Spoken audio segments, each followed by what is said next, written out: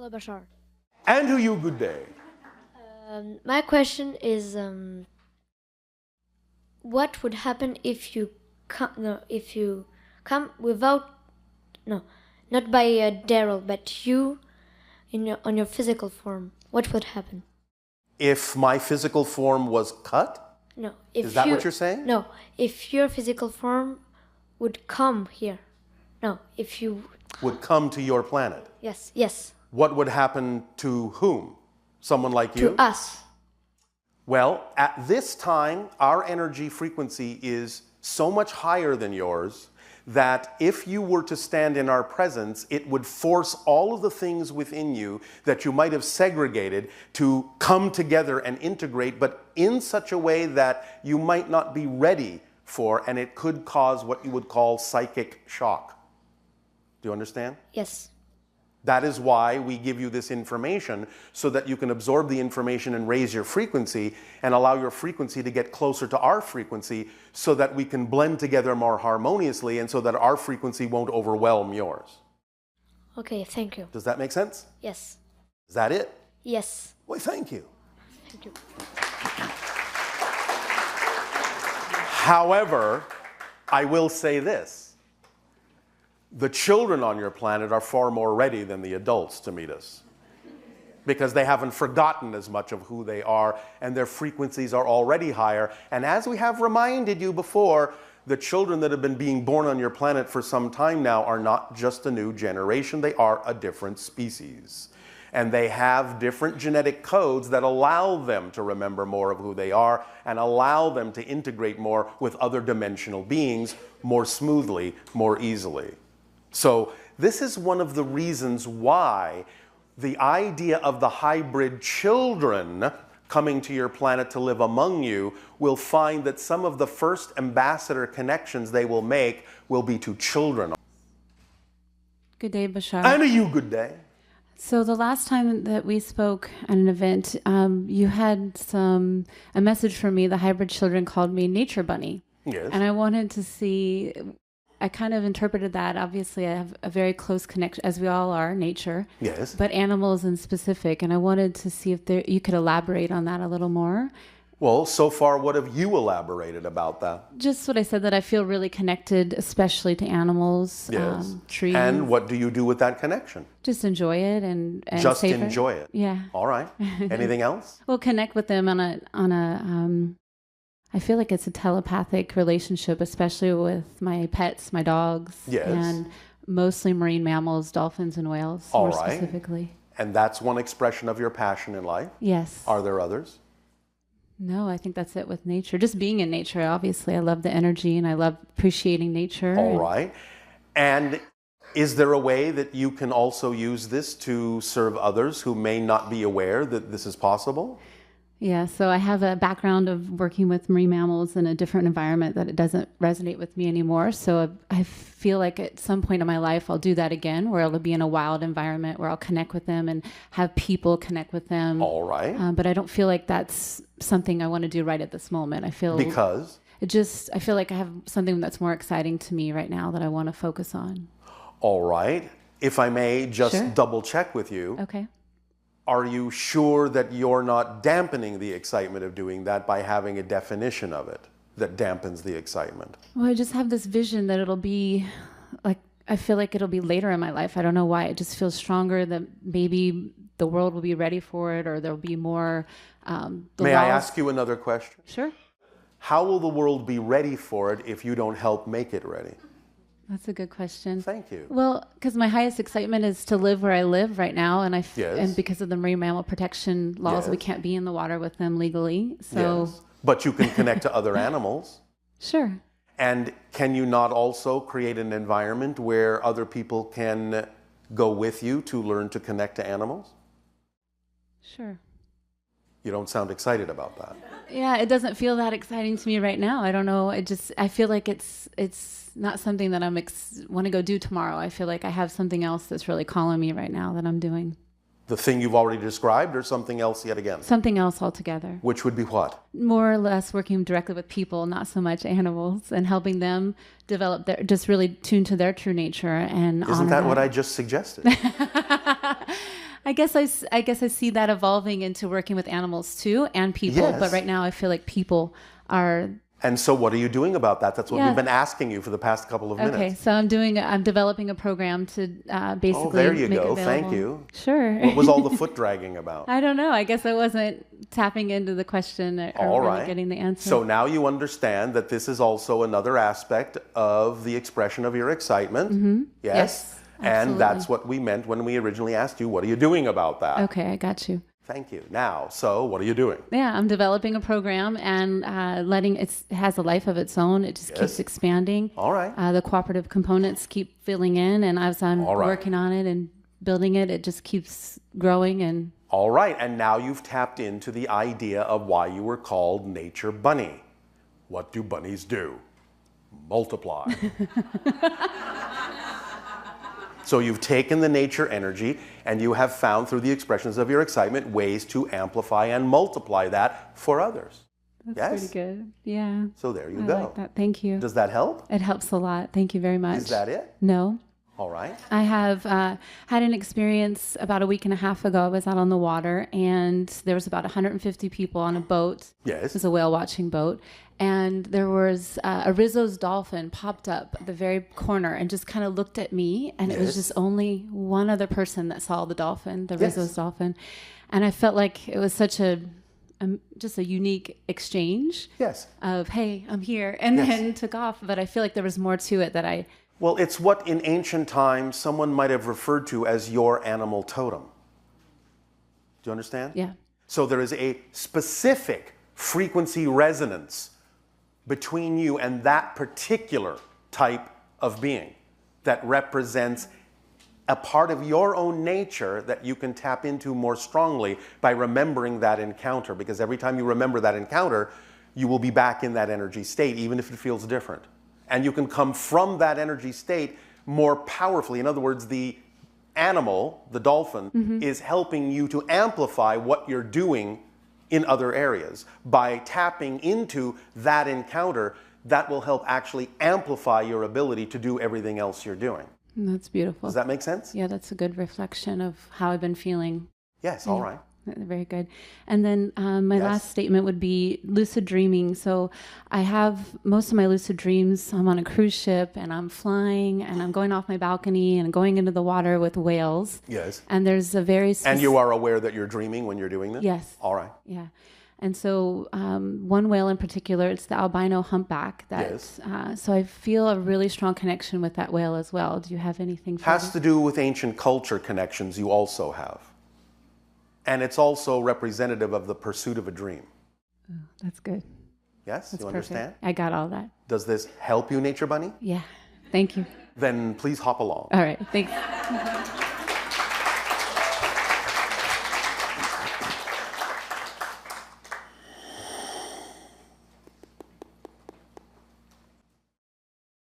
Hello, Bashar. And you good day. Thank you. Just want to take a breath. It's my first time seeing you live. It's very special. Well, you're not really seeing me live directly, but we understand. Right.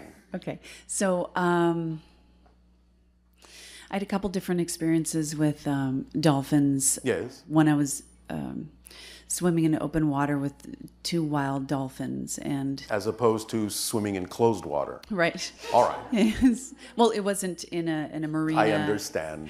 And so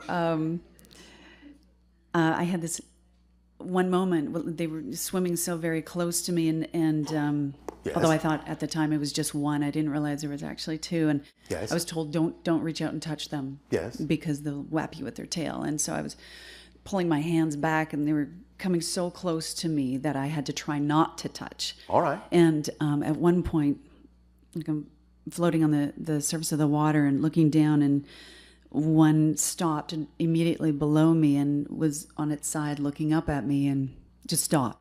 Yes.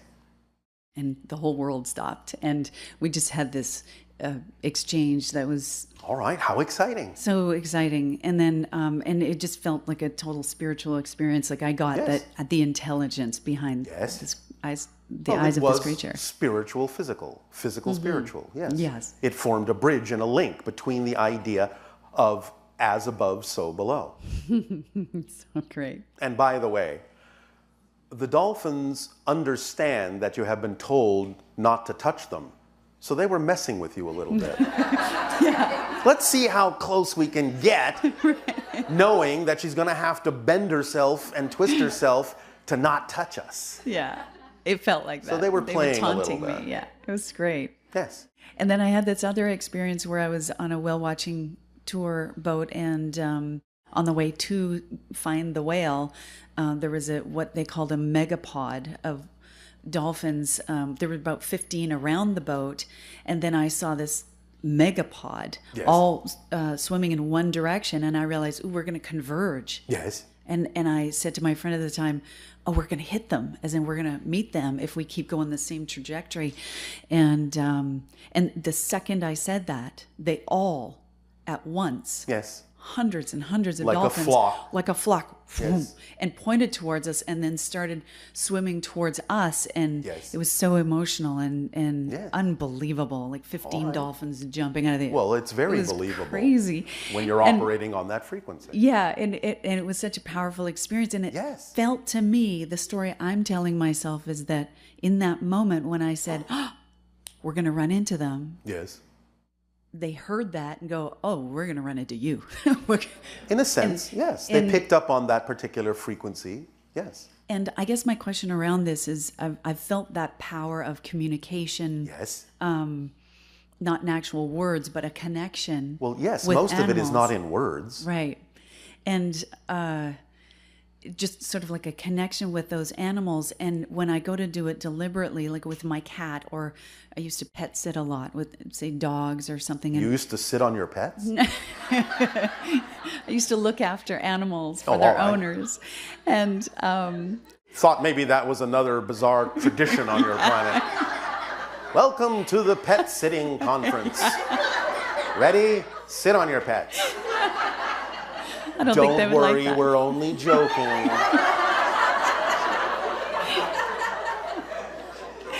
Dog was a little nervous there for a moment. And so when I actually go to consciously communicate with an animal to find out, what is it that you want, and really trying to get a message, I can't do it. Be cautious, because you're thinking in human terms when you say, what is it you want? That's a very human expression. Oh, okay. And it is not of the wavelength of the communication that they are on. So how do I find that wavelength? You find the wavelength, and this is a good suggestion for all of you that are involved in these kind of interactions with all animals, but specifically as we're discussing with the dolphins and the whales. It's easier to find the wavelength, and easier even to physically find them wherever they may be, by first finding the dolphin and the whale within yourself. As we originally talked about in this transmission, you contain all these frequencies. You need to find the frequencies within yourself that represent the dolphin and whale version of yourselves. And in finding then that frequency and radiating that frequency, you will be in communication more strongly with them, and it will also act in a sense like a radar to point you in the direction of where they physically are, because you'll get a feedback ping, like a submarine, you understand? You're giving off that ping, they'll respond. But you have to find the whale and dolphin within yourself and use that as your compass needle. I love that, It's yes. not about going, what do you guys want? They don't understand nor relate to the idea of human wants. That's completely alien to them. Right. That Make makes sense? sense, yes, because All right. with the dolphins, I was feeling very inquisitive and Yes. playful. Yes. And of That's course, they more match that. close to the idea of their frequency, but there is more to it than that. Okay. Take some time to find the vibrational frequency of the dolphin and the whale within yourself, and you'll know what we mean when you home in on it. It would also, in some senses, because you're used to this analogy, for some people, not everyone, for some people it might actually also work to use the analogy we made of a submarine sonar. Knowing that you're actually giving off, you're pinging that particular frequency. Once you know that you're on that level, then you will get the response, you'll get the feedback. All right? Yes, Does that help? It does. All right. When you say feedback, do you mean almost like a download, just a knowing? It can be on many levels. It can be just a knowing, oh, there they are. Oh, I've made a connection. And it also can contain downloads of information. It just depends. Right. Thank you very much. It's so helpful. You're welcome. It's been delightful. Appreciate it. It has been lightful. You don't want to delight anybody. Keep your light on. Hello, Bashar. Anna, you good day. Good day. I am particularly very curious about Lemuria Yes. and my current incarnation there. I was informed by a channeler that I had a specific connection to nature that I brought to that civilization. Well, the Lemurians were all about being part of nature. That Okay. was really their nature. They Okay. were not in any way, shape, or form. The idea that they would even be separate from nature would have been even too foreign for them to have conceived of. Okay. They lived in nature. Okay. They were very natural people. And can you tell me more about... At the time, they were very slightly tinged blue in the skin because they represented one of the earliest expressions of the Anunnaki genes that had been injected into the idea of the hominid form on your planet to create Homo sapien. Wow. You follow me? Yes. And so, left to their own devices, they developed a culture that was based very strongly on nature because they lived in nature. They didn't really make a lot of structures in that sense. They had what you would consider to be a relatively paradisical kind of reality, similar to the idea of some of your South Sea islands and Hawaii and things like that, where you don't necessarily need much shelter. You understand? Okay. Because the atmosphere is so very pleasant and so very accommodating. Okay. So most of the ancient Lemurian civilization, or as they actually referred to themselves, Mu. Lemuria is a later word, coined in your more recent history for the idea of an area that is no longer above the ocean that in their ancient tongue was called Mu.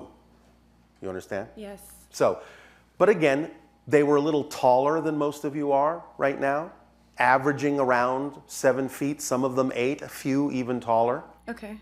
But again, the idea is that they were very natural. Now, we know that one of your popular science fiction movies called Avatar sort of represents this idea. It's not what they look like, but it does contain elements that are a racial memory of that time, and therefore has been presented to you to sort of spark that vibration in you and let you know that the cycle is coming back around where you are gathering more of that memory together and starting to understand where you came from and where you're going. So the beings in that science fiction movie were represented as very tall. They were represented as very blue. The Lemurians were not that blue. They were slightly blue tinged, very slightly, because again of the Anunnaki blood. And this is where the idea of what you call blue bloods comes from. It's the ancient lineage, the ancient bloodline of the Anunnaki that, in a sense, you saw as the gods that ruled the earth. So the idea of the blue bloods, of course, having been diluted and distilled down over time, still thinking of themselves as the rightful rulers of the earth. You understand? Wow. So that's where all the idea of the kings came from, the pharaohs came from, that whole idea of the blue blood lineage. Wow. You follow? Yes. All right. So, does this help? Yeah, I'm curious about what did I do there? My It's purpose not you. or It's okay. not you. You understand how we talk about the idea of reincarnation, yes? Okay, yes. Reincarnation is an illusion. Okay, then the soul I'm connecting to. The people you are connecting to. It's Okay. not just one, by the way. Oh, wow. Some may stand out more than others at a given time, but the idea of those connections is that they are dynamic, not static. They're constantly changing as you change. This is why it may be confusing to people who understand reincarnation from the old-fashioned point of view to suddenly realize that at one moment somebody may say, well, you have a past life here as so and such, and then another person may say to the same person about the same area, well, no, you have a life here, you have a life there. It's dynamically changing. It's not a static thing. That's a misunderstanding. Okay. So, anyway, the one that stands out that you are making the connection to right now is someone that worked very strongly with their hands creatively. Oh my God. Okay. Do you understand? Yeah. Is that what you're doing? Yes. Well, you're Crystal. tapping into that.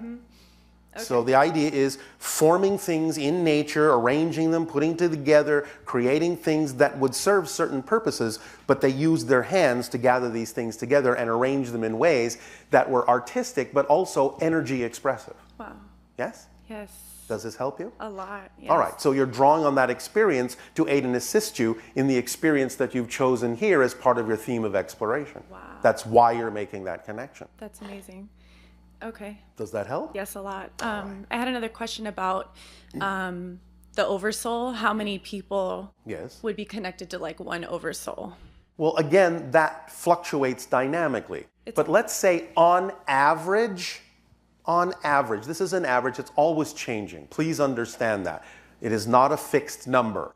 But a way to represent this would be to say that of the over 7 billion people on your planet, that's only really representative, and it depends on the level you're talking about of oversoul, but it's only representative on the level that is relevant for you of about 500 to 600,000 oversouls. Wow. So there's that many extensions of oversouls that are concurrent on your planet. I see.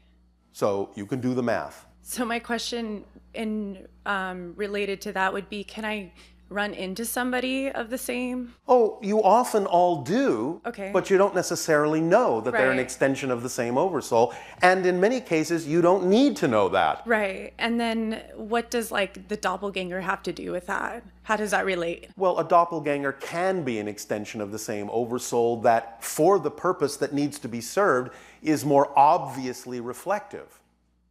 Okay. Because there is some purpose in creating a more obvious reflection. It gives you some insight into yourself by seeing a version of yourself outside of yourself. Because you think of physical reality as outside, and therefore can create a mirror reflection that is so literal, in many cases, that it forces you to face the idea of certain reflections about yourself. Wow. Okay. So it's one of the clever ways you have of doing those kinds of things, of looking into yourself. Okay. And Does then that help? Yes, it does. And I had one quick question, last Yes. one. I just wanted to know if any other alien species other than humans have tattoos. Oh, yes. Wow. There are actually quite a few. Now, they're not made all the same way that yours are made, Okay. but there are definitely many other species we are familiar with within the Interstellar Alliance that have markings that you would consider to be artificial markings on their bodies for a variety of reasons. Now, in your own future, as you call it, coming up, you will find that you will be inventing removable tattoos, and I mean literally instantly in the sense that you can move them around. Oh my gosh. So you can have a tattoo and you can touch it in a certain way and lift it on your fingers Wow. and put it on someone else's arm, and it will stay. You'll invent those soon enough. Wow.